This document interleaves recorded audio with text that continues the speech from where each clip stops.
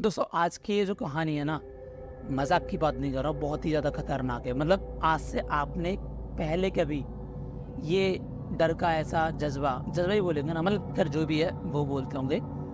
आज से आपने पहले कभी ये चीज़ महसूस नहीं की होगी। तो फिर बिना इंट्रोडक्शन के कहानी शुरू करते हैं। तो ये कहानी है रोहित नाम के एक शख्स की, और ये कहानी रियल बेस्ड स्टोरी है, बिना किसी पात्रों को बदले। बस मैं इस कहानी में हॉस्पिटल का नाम डिस्क्लोज नहीं करूँगा, क्योंकि थोड़ा सा कॉन्फिडेंशियल बना रहे तो ज़्यादा अच्छा है। तो ये कहानी है एक रोहित नाम के लड़के की जो फिरोजाबाद में रहता था। दरअसल रोहित एक ऐसे परिवार से बिलोंग करता था जो फाइनेंशियली स्ट्रांग नहीं था। बड़ी मिडिल क्लास फैमिली थी, और जैसे तैसे करके रोहित की वो लोग पढ़ाई करवा रहे थे। लेकिन रोहित का पढ़ाई लिखाई में बिल्कुल भी मन नहीं था। रोहित अपने आप को ऐसे देखता था कि पढ़ाई लिखाई में क्या रखा है, परिवार की स्थितियाँ ठीक नहीं है, क्यों घर परिवार के पैसे वगैरह खर्च करवाना। तो मतलब उसे हमेशा ये लगता था कि फैमिली की फाइनेंशियली जो कंडीशंस है वो कैसे भी करके उसे इम्प्रूव करनी है। मतलब उसे पैसे कमाने का एक भूत सवार था। मतलब पढ़ाई लिखाई में उसका बिल्कुल भी मन नहीं था, कैसे भी करके उसे पैसे कमाने थे। अब खैर उसका 12th पास हुआ, अच्छे मार्क्स के पास होगा उसका 12th। अब क्या होता है ना, 12th के बाद कॉलेज की बारी है। तो कॉलेज में जाने के लिए मतलब हर किसी का सपना होता है, हर किसी फैमिली का सपना होता है कि उनका बेटा एक अच्छे कॉलेज में जाए और साथ ही एक अच्छा कोर्स करे, बढ़िया सा कोर्स करे। तो इसी तरीके से रोहित के जो फैमिली थी उनका भी यही सपना था कि उनका बेटा जो था वो एक बढ़िया से कॉलेज में जाके एक एडमिशन ले ले। तो होता क्या है, एक अच्छे कॉलेज में जाने के लिए वही मतलब फीस जो रहती है बहुत ज़्यादा लगती है। तो उस वक्त जो रहता था लोन वोन का, एक कहाँ मिडिल क्लास मतलब के लोग थोड़ा सा लोन वोन लेने में थोड़ा सा कतराते हैं। मतलब ऐसे ही जो रोहित के परिवार वाले थे उनका भी सेम यही हाल था। तो जैसे तैसे करके रोहित ने यहाँ पे एक बीए में एडमिशन ले लिया। अब रोहित ने अपना फर्स्ट सेमेस्टर में बीए में एडमिशन ले लिया, और उसके जो टेस्ट वेस्ट थे जो सब कुछ था बहुत बढ़िया गया। अब उसके एग्ज़ाम आ गए। एग्ज़ाम आने के बाद जैसे ही उसके फर्स्ट सेमेस्टर का रिजल्ट आया, फर्स्ट सेमेस्टर का रिजल्ट था मतलब बहुत बेकार रहा। बेकार मतलब रोहित की बैक आ गई थी कुछ सब्जेक्ट्स में, तो उस तरीके से उसका बोलना रिजल्ट जो था काफ़ी बेकार रहा। अब यहाँ होता क्या है, जब उसकी बैक आ गई रोहित की, तो बैक को क्लियर करने के लिए री भरना पड़ता है, मतलब दोबारा एग्ज़ाम देना पड़ता है। तो री भरने के लिए उसे वापस से फॉर्म भरना था री का। तो अब उस फॉर्म को भरने के लिए उसे भाई 11-12 हज़ार रुपये की ज़रूरत पड़ी। अब उसने देखा परिवार की पहले से ही जो फाइनेंशियल कंडीशंस हैं वो बहुत ज़्यादा ख़राब चल रही हैं, तो किस मुंह से वो अपने परिवार में बोले अपने इस री के फॉर्म के लिए। जो उसके परिवार वाले थे बहुत ज़्यादा टेंशन में चल रहे थे। रोहित को ये डर लग रहा था कि कहीं ना कहीं अगर वो परिवार में बता देगा तो मतलब पहले से ही इतने टेंशन से चल रहे हैं उसके पेरेंट्स, और ये चीज़ सुन के कि लड़का फेल हो गया, 11,000 रुपये वापस से भरे जाएंगे कॉलेज में, तो मतलब घर वालों को कहीं ना कहीं और ज़्यादा बेकार लगेगा। तो रोहित इन सब के चलते वो भी बहुत ज़्यादा परेशान रहने लगा। तो अब रोहित ने क्या डिसाइड किया, रोहित ने डिसाइड किया कि मैं घर वालों को बताता ही नहीं हूँ, अपना काम करते रहता हूँ, जैसे चल रहा है वैसा करता हूँ, और साथ ही मैं एक छोटी मोटी कोई जॉब पकड़ लेता हूँ, जिससे जो भी पैसा आएगा तो अपने कॉलेज की जो फीस है वो भर दूंगा, और थोड़ा सा शायद जो सिचुएशंस है वो समझ जाएंगी। तो इस तरीके से रोहित ने मतलब काफ़ी जगह रिज्यूम जो थे अपने भेज दिए। तो रोहित ने डिसाइड कर लिया था कि अगर घर वालों को पता चलता है तो बोल देगा कि छोटी मोटी सैलरी मिल रही है और ये बस मेरी पॉकेट मनी के लिए जॉब है और ऐसा कुछ नहीं है। मतलब इस तरीके से उसने सारा अपना पूरा प्लान जो था वो सेट कर लिया था। अब होता क्या है, उसने रिज्यूम तो डाल दिए थे, 1 दिन बीत गया, 2 दिन बीत गया, 3 दिन बीत गया, मतलब हफ्ता हो गया और जॉब उसे मिल नहीं रही थी। तो यार आप लोगों को तो बताइए आज के टाइम में जॉब मिलना कितना ज़्यादा मुश्किल का काम है। तो सेम इसी कंडीशन से जो था रोहित जूझ रहा था, मतलब काफ़ी ज़्यादा परेशान था, टेंशन थी कि जो कॉलेज की फ़ीस है री की 11,000 रुपये कैसे भरेगा। तो मतलब उसके जो दिन थे काफ़ी ज़्यादा बेकार चल रहे थे। तो यार इस तरीके से रोहित ने काफ़ी मतलब जगह जगह पे अपनी जॉब के लिए 2-4 लोगों को बोल दिया, रिज्यूम दे दिए, और मतलब काफ़ी सारी चीज़ें जो उससे पॉसिबल हुई वो उसने कर दी। तो कुछ ही दिन बाद होता क्या है, कॉलेज में रोहित का नया नया एक फ्रेंड बना। तो उसने रोहित को बोला, रोहित मेरा एक फ्रेंड है, मतलब जो रोहित का दोस्त था उसका एक दोस्त है, उसने हॉस्पिटल में जॉब की हुई है और वो जॉब कर रहा है। तो रोहित को बोलता है कि वो कहीं जा रहा है, घर की जो भी फैमिली कंडीशंस है उसकी वजह से वो थोड़ा सा अपने गांव जा रहा है, तो उसके रिप्लेसमेंट में कोई लड़का चाहिए, तो क्या तुम जॉब करोगे? फिर रोहित इस चीज़ को सोच के थोड़ा सा मतलब खुश हो गया, मतलब सोचा कि यार हॉस्पिटल की जॉब है और नाइट शिफ्ट है, तो कोई दिक्कत नहीं है, दिन में पढ़ाई कर लेगा और रात को जॉब ज्वाइन कर लेगा। इस तरीके से रोहित ने सोच लिया। अब ये जो हॉस्पिटल था, ये एक्चुअल में वो वाला हॉस्पिटल नहीं था जैसा हम सोच रहे हैं, है ना। ये हॉस्पिटल था रियल में एक मुर्दाघर जहाँ मरे हुए लोगों की लाशें रखी जाती हैं। ये उसमें जॉब थी रोहित की। तो ऐसा रोहित को बिल्कुल भी नहीं पता था कि उसकी जॉब कहाँ लगी है। उसे बस ये पता था कि हॉस्पिटल में जॉब है, तो वहाँ से जॉब करनी है।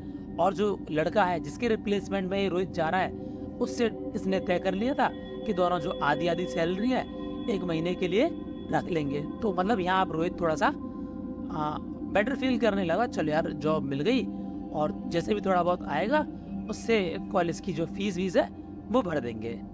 अब जैसे तैसे हॉस्पिटल वगैरह में मतलब सब कुछ सेट हो जाता है। अब जो रोहित था वो हॉस्पिटल जाता है और जब ये देखता है हॉस्पिटल जाके, तो इसकी जो जॉब थी वो एक्चुअल वाले हॉस्पिटल में नहीं थी। इसकी जो जॉब थी वो एक असल में एक मुर्दाघर में थी। और मुर्दाघर में जॉब करना मतलब रोहित के लिए ये बहुत ज़्यादा मतलब एक रोहित के लिए डरावना बोले या एक डेयरिंग काम बोले। मतलब अब यार ऐसी सिचुएशन में फंस चुका था, ऐसे कमाना भी ज़रूरी था, घर वालों से मांग नहीं सकता था क्योंकि उसने अपने ही पैर पे कुल्हाड़ी मार ली थी ना पढ़ के। री आ गई थी तो री की फीस भी भरनी थी, तो उसके चक्कर में उसने वो जॉब ज्वाइन कर ली। अब सोचा यार थोड़े बहुत पैसे मिल जाएंगे तो कर ही लेता हूँ। और कोई भी काम अच्छा बुरा तो नहीं होता, मतलब काम बुरे तो होते ही है यूजुअली, तो कोई भी काम छोटा बड़ा नहीं होता। तो उसने अपने मन में ये चीज़ बिठा ली, चलो यार मुर्दाघर में अब जॉब कर लेंगे। तो पहले ही दिन क्या होता है, पहले ही दिन ये रोहित अपने मतलब कॉलेज वॉलेज को ख़त्म करके शाम को अपने रूम पे आके आराम से मस्त खाना पीना खा के 8 बजे तक हॉस्पिटल पहुंचता है। हॉस्पिटल पहुंचने के बाद होता क्या है, यहाँ पे दूसरी शिफ्ट जैसे लगती है मोस्टली जो कॉर्पोरेट कंपनीज या हॉस्पिटल्स वगैरह होते हैं, तो वैसे ही रोहित की दूसरी वाली शिफ्ट लगने वाली थी, जिसे नाइट शिफ्ट बोलते हैं, वो लगने वाली थी।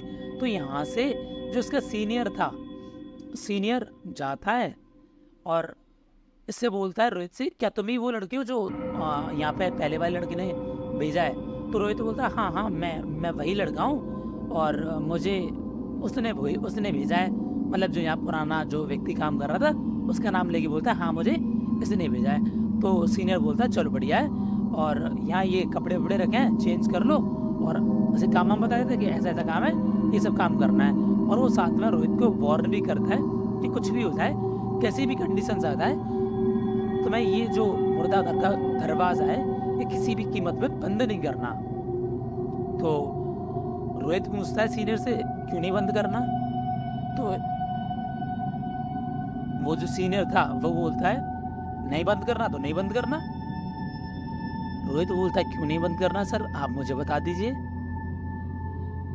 अब सीनियर बोलता है देख, इन आत्माओं के आने जाने के आवागमन में मैं नहीं चाहता कोई भी वादा आए, तो इसीलिए दरवाज़ा बंद मत करियो।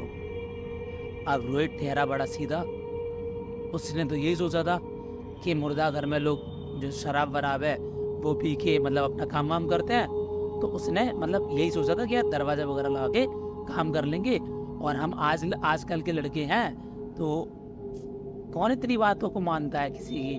तो उसने सीनियर के आगे तो हाँ कर दी, ठीक है। लेकिन जैसे सीनियर चला गया तो अपने काम पे मतलब मस्त कपड़े वपड़े पहन के आ गया और अपने काम पे लग गया। अब रोहित मस्त बढ़िया चेंज करके मुर्दाघर में आ जाता है। मुर्दाघर में यहाँ पे इसका एक और साथी था, मतलब जो इसके साथ काम करने वाला था। तो यार अब ये क्या होता है, ये दोनों मस्त बातें करते हैं। सीनियर ने भी तेरे को ऐसा बोला था कि गेट वेट बंद नहीं करना, तो यार ये भी बोलता है हाँ मेरे को भी बोला है, और तेरे को भी बोला था क्या? रोहित से पूछता है, रोहित बोलता है हाँ मेरे को भी बोला था। तो रोहित लड़के से पूछता है, साथ वाले लड़के से, यार ऐसा क्यों बोला? तो वही सेम बात है यार, यहाँ पे दिन भर की इतनी लाशें आती हैं, तो देख मैं तो ऐसी बातें नहीं मानता, लेकिन ये सारे लोग जहाँ इतने बड़े बूढ़े लोग हैं ना, ये जो काम करते हैं, इनका ऐसा मानना है कि जो आत्माएं होती हैं उनको निकलने में थोड़ा सा दिक्कत होती है तो हमें नुकसान ना पहुंचाए, इसीलिए ये लोग जो मुर्दा घर का दरवाज़ा है वो हमेशा खुला सा रखते हैं। तो इसीलिए बस दरवाज़ा बंद नहीं करना। अब रोहित बोलता है देख तू भी जवान है मैं भी जवान हूँ, आज के समय में कौन ऐसी बातों पे भरोसा करता है। तो अब ये दोनों इस तरीके से बात करके अंदर से मुर्दा घर का गेट लगा लेते हैं और मस्त बातें करते हैं कि यार यहाँ पे दिन भर की कितनी लाशें आ जाती हैं, कैसी लाशें होती हैं। अच्छा, पंखे से भी लटक के लोग मर जाते हैं, ट्रेन से कट के भी लोग मर जाते हैं। अच्छा, इस तरीके से बातें करते हैं। अब दूसरा वाला लड़का बोलता है यार यहाँ ऐसी भी लाशें आती हैं, मतलब घर वाले पहचानने से इनकार कर देते हैं। मतलब कैसे कैसे लोग होते हैं अपने मतलब परिजनों को पहचानने से इनकार कर देते हैं। अब रोहित ये सब सुन के थोड़ा सा मतलब सहम सा जाता है, मतलब उसका दिल बैठ सा जाता है, घबरा सा जाता है अंदर से वो। यार मतलब सोचता है मन ही मन में यार कहाँ फंस गया, क्या मतलब क्या करूँ, कैसी विडम्बना आ गई। लेकिन यार पैसे तो अब चाहिए थे, एग्ज़ाम में जो फेल हो गया था री भरनी थी उसे, घर वालों को बोल नहीं सकता था, पहले से ही घर में इतनी टेंशन चल रही हैं। तो मतलब इस सब के लिए उसने अपने मन को पक्का कर लिया और काम वाम करने में मस्त ध्यान देने लगा। अब क्या होता है, ये तो ना फ्री हो गए बिल्कुल, मतलब काम वाम करके, मतलब जितने भी इनके काम थे वो सब इन्होंने ख़त्म कर दिए। अब ये दोनों आराम से मस्त बैठ के गप्पे शप्पे मारते हैं। यार कितनी लाशें इधर उधर की बात है की, चुगली की, कितने डॉक्टर हैं, कौन कौन आता है, इससे पहले कौन काम करता था, मतलब दुनिया भर की इन्होंने बातें की। अब बातें करते करते मतलब काफ़ी ज़्यादा रात हो गई और रात के वक्त मुर्दा घर में जितने भी लोग थे काम करने वाले वो धीमे धीमे सारे लोग जो थे चले गए। अब मुर्दा घर में रोहित और रोहित के साथ वाले लड़का और बाहर गेट पर एक चौकीदार, बस यही 3 लोग बचे थे। अब होता क्या है, ये दोनों अपनी मस्त चेयर वेयर डाल के मुर्दा घर के अंदर बैठ जाते हैं। रोहित गेट बंद कर देता है। अब जैसे ही रोहित गेट बंद करता है, जो पहले वाला लड़का था जो रोहित से पहले यहाँ जॉब करता था वो बोलता है यार गेट मत बंद कर, तूने पता नहीं तेरे को सीनियर ने क्या बोला था।